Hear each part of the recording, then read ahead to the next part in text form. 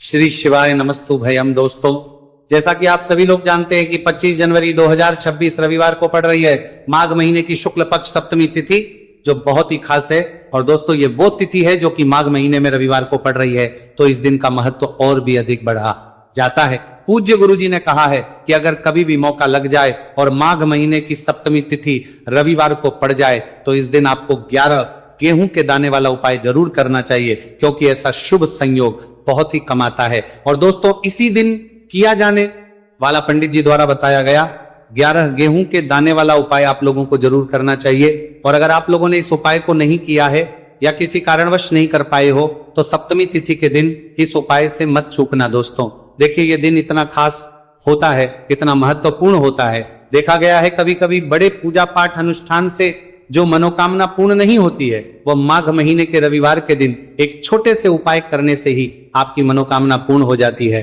और बहुत सारे लोगों ने इस उपाय को किया भी है और उनको इस उपाय को करने का फल भी जरूर मिला है। अगर आप लोग भी इस उपाय को रविवार सप्तमी तिथि के दिन करना चाहते हैं तो आप इस उपाय को पहले अच्छे से समझ लेना, सुन लेना, उसके बाद करना। आपको इस उपाय का फल जरूर मिलेगा, करना आपकी सभी मनोकामनाएं पूरी हो जाएंगी। दोस्तों, हम आपको यहां पर बता दें कि ये जो 11 गेहूं के दाने वाला उपाय है, यह उपाय पंडित जी ने अपनी अभी की शिव महापुराण की कथा में ही बताया है। और इस उपाय को करने से आपके घर में चाहे किसी भी प्रकार की दुख और समस्या क्यों ना चल रही हो, आपको उसका कारण भी नहीं पता है कि भाई ये समस्या किस कारण से चल रही है, उसका कुछ भी कारण हो सकता है। जैसे पितृदोष हो सकता है, काल सर्प दोष हो सकता है, या किसी भी तरह का मंगल दोष भी हो सकता है, और भी बहुत के दोष होते हैं, कुछ भी हो सकता है। पर आपको इस उपाय को करने के लिए अपने दोष को पता लगाने की भी जरूरत नहीं है। आपके घर में किस कारण से इतनी दुहक और परेशानी आ रही है, वह भी आपको पता लगाने की जरूरत नहीं है। बस रविवार के दिन इस उपाय को कर लेना, क्योंकि इसी एकमात्र उपाय को करने से आपके पूरे घर परिवार में सुख और शांति हो जाएगी। आपके घर में अच्छे अच्छे काम होने में लगेंगे। आपकी जो भी मनोकामना होगी वह आपको करना कैसे है, किसको करना है, किस समय करना है और कैसे करना है। देखो, उपाय बिल्कुल आसान है, बस समझने वाली बात है। ध्यान से समझिए, उसके बाद ही आप लोग जो है इस उपाय को जरूर कीजिएगा। लेकिन उससे पहले जो भी मेरे भाई मेरी प्यारी बहनें आज चैनल पर पहली बार आए हैं या मेरी आवाज आज पहली बार सुन रहे हैं, अगर आप भी महादेव के सच्चे भक्त हैं तो वीडियो को लाइक और चैनल को सब्सक्राइब जरूर कर लें और कमेंट बॉक्स में लिखे हर हर महादेव, जय भोलेनाथ। अब सबसे पहली चीज हम लोग ये समझते हैं कि इस 11 गेहूं के दाने वाले उपाय को इस सप्तमी तिथि के दिन किसको करना है। तो देखिए, इस उपाय को घर के सभी सदस्यों को करने की बिल्कुल भी जरूरत नहीं है। घर में से कोई एक मुख्य बड़ा सदस्य ही इस उपाय को करेगा तो उस घर परिवार के सभी सदस्यों को इस उपाय को करने का फल मिल। पर वो बड़ा सदस्य कौन होगा, कौन व्यक्ति इस उपाय को करेगा, तो यहां पर देखिए हम आपको बता दें, घर की जो बड़ी माताएं बहनें होंगी, घर की बड़ी माताओं बहनों में से कोई भी एक माता बहन इस वाले उपाय को कर सकती है। अपने पूरे घर परिवार के लिए घर में सभी सदस्यों को इस उपाय को करने की जरूरत नहीं है। मात्र घर की जो बड़ी माताएं बहनें हैं उनमें से कोई भी एक माता बहन इस वाले उपाय को करेगी, उसके घर परिवार के पूरे सदस्यों को इस उपाय का फल मिलेगा।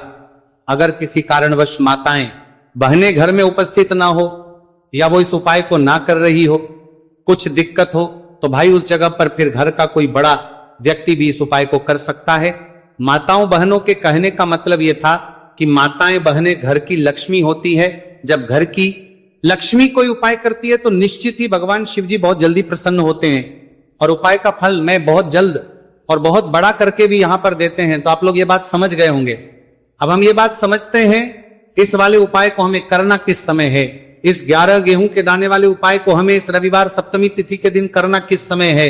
तो देखिए, इस उपाय को करने का जो समय है शाम का समय है।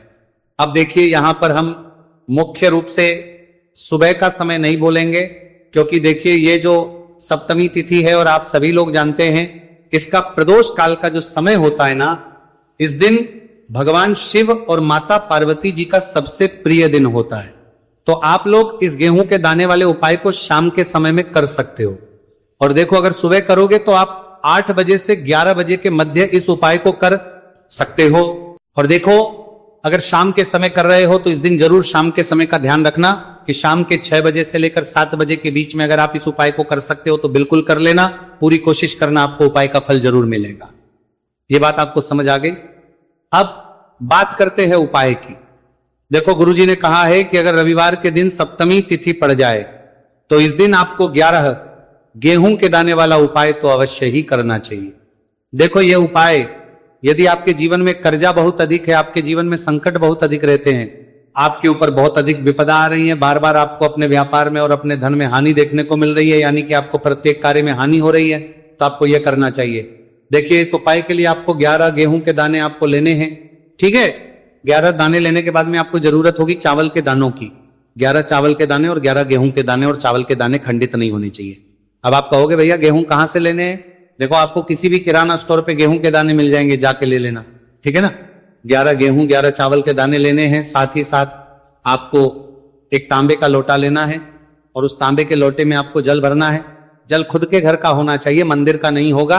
अब आप ये सब सामग्री लेकर पहुंच जाओगे महादेव के शिवलिंग के पास में शाम के टाइम पे प्रदोष काल में। देखो, जब आप ये उपाय कर रहे हो तो अपना फेस रखना उत्तर दिशा, नॉर्थ डायरेक्शन की तरफ। अब यहां पे जो मैं आपको क्रम बताने जा रहा हूं ना, उस मेरे क्रम को बहुत ध्यान से सुनिए। महादेव को अगर कोई सबसे प्रिय है ना, तो उनकी सबसे छोटी पुत्री जिनका नाम है माता अशोक सुंदरी, जो आपके पास में चावल के रह दाने हैं ना, उन चावल के 11 दानों को माता अशोक सुंदरी के स्थान पर आपको अपना नाम और गोत्र बोलते हुए समर्पित कर देने हैं, है ना।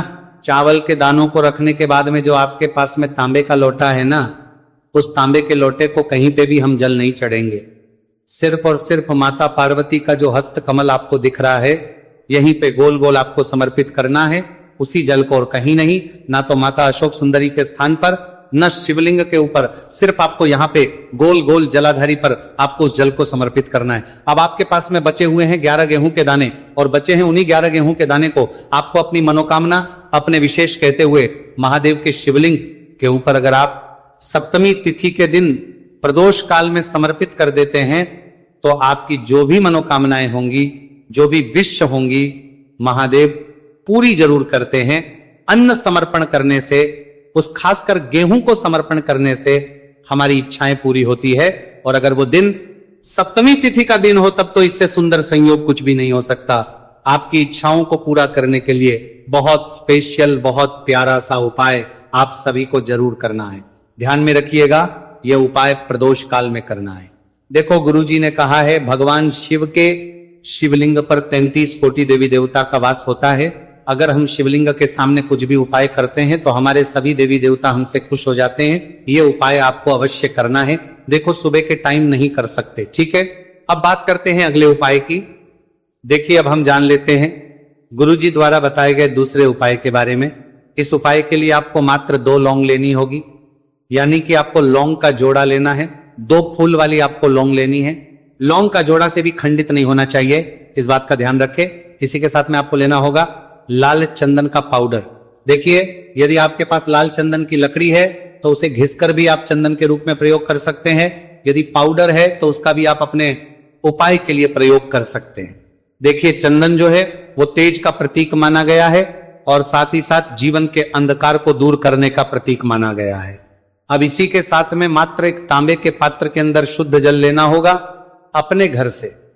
अब दोस्तों, ये तीनों सामग्री लेकर के सीधे आपको पहुंच जाना होगा भगवान शिव के मंदिर में। देखिए, इसी के साथ में आपको एक गोल बाती का दीपक भी लेना होगा। दीपक आप मिट्टी का भी ले सकते हैं, शुद्ध घाटा मढ़कर उसका भी तैयार कर सकते हैं, और दीपक में आपको शुद्ध घी का प्रयोग करना है। लेकिन जैसे ही आप इन सभी सामग्रियों को में लेकर के पहुंचेंगे मंदिर में, जैसे ही आप चौखट के वहां पर पहुंचेंगे तो मंदिर की चौखट के सीधे तरफ आप जो अपने साथ एक गोल बाती का दीपक लेकर के आए हैं, उसे आपको सबसे पहले तो प्रज्वलित कर देना है।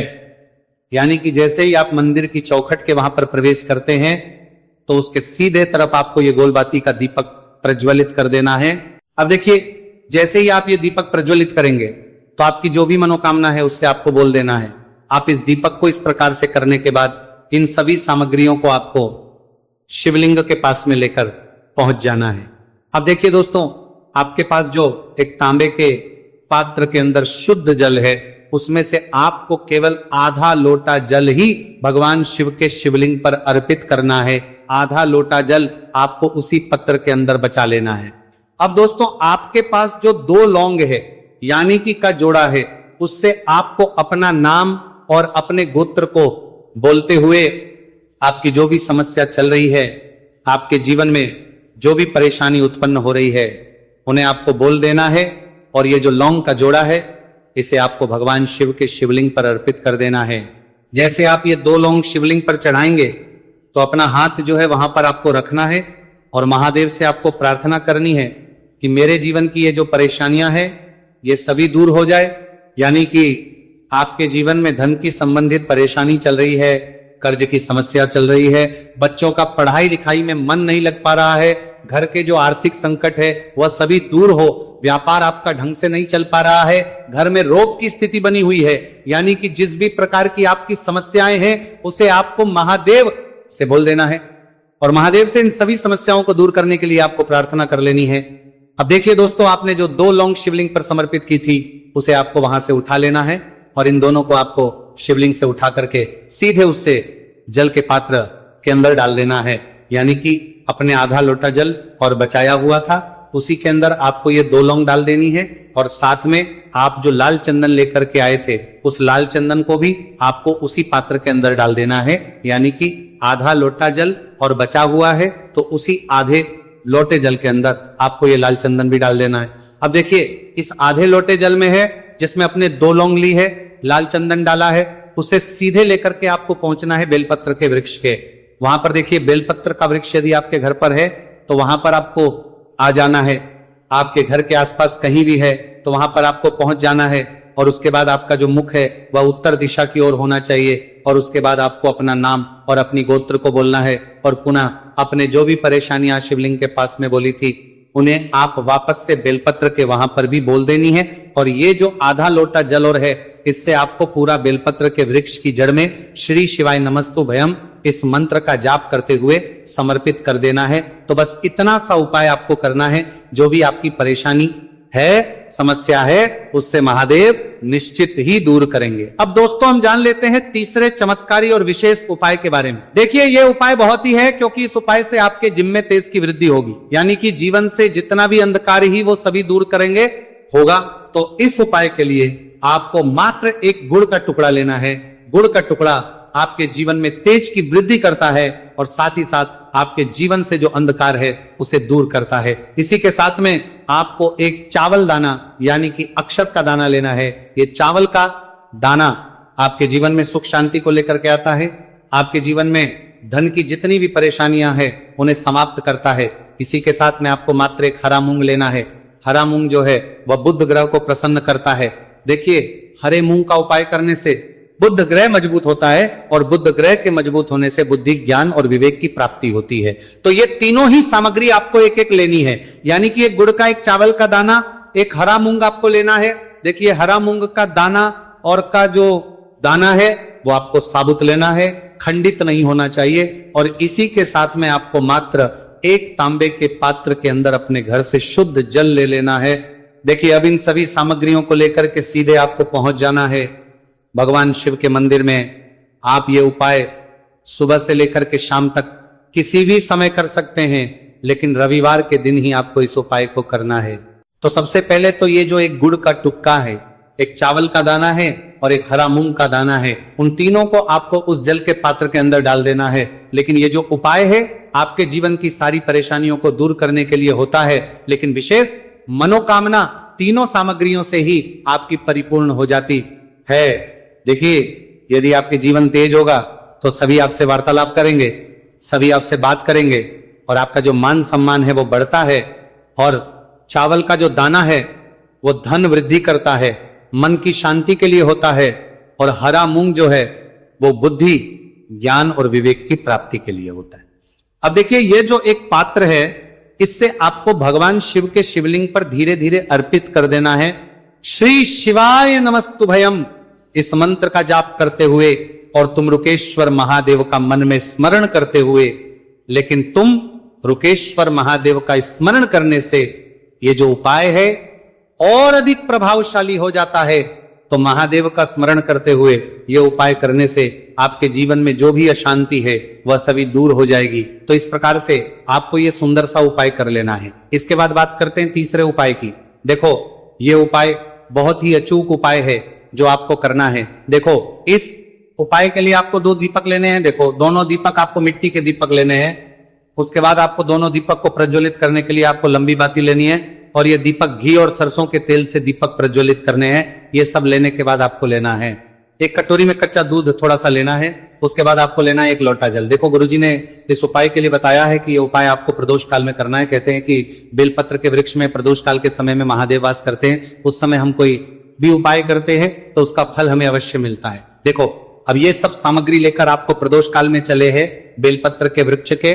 वहां पर देखो, वहां पहुंच जाने के बाद आपको सबसे पहले बेलपत्र की जड़ में सबसे पहले वो दूध जो आप लाए हैं उसे समर्पित करने के लिए देना है। उसके बाद आपको जो 1 लोटा जल जो आप लाए हैं वो आपको धीरे धीरे बेलपत्र की जड़ में समर्पित कर देना है।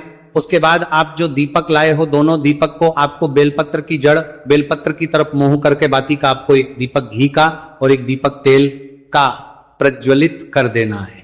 और आपकी जो भी मनोकामनाएं हैं वो महादेव को बोलना है।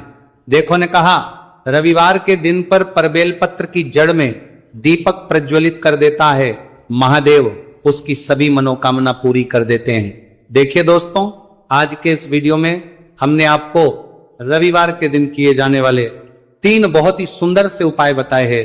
जो भी आपके लिए उचित है, सरल है, उसे आप कर सकते हैं। करने का वो फल मिलेगा जिसकी आपने कभी कल्पना भी नहीं करी होगी। इसीलिए इस हल्दी दीपक वाले उपाय को एक बार जरूर कर लेना ताकि आप लोगों के हाथ से यह मौका ना जा सके और आपको इस उपाय को करने का फल मिल सके। दोस्तों, ये उपाय पंडित जी ने अपनी अभी की ही शिव महापुराण की कथा में बताया है, जो इस उपाय को आज हम आपको बहुत अच्छे से समझाने वाले हैं। इस वीडियो को देखने के बाद इस उपाय को समझने के लिए आपको कोई और वीडियो को देखने की जरूरत नहीं पड़ेगी। तो दोस्तों, इस उपाय को आपको कैसे करना है, कब करना है, कहां पर करना है और उपाय को करते समय आपको किन किन गलतियों को नहीं करना है और आपको किन किन बातों का ध्यान रखना है, यह सारी जानकारी हम आपको इस वीडियो में देंगे। तो चलिए भक्तों, उपायों को शुरू करते। अगर आप भी चाहते हैं कि महादेव जी का आशीर्वाद आप पर सदैव बना रहे तो वीडियो को लाइक करें, चैनल को सब्सक्राइब करें और कमेंट बॉक्स में हर हर महादेव जरूर लिखें। तो दोस्तों, यह थे पूज्य गुरुजी द्वारा बताए गए कुछ बहुत ही खास उपाय। अगर आपको जानकारी अच्छी लगी हो तो वीडियो लाइक करिएगा। मिलते हैं फिर एक नए वीडियो के साथ। श्री शिवाय।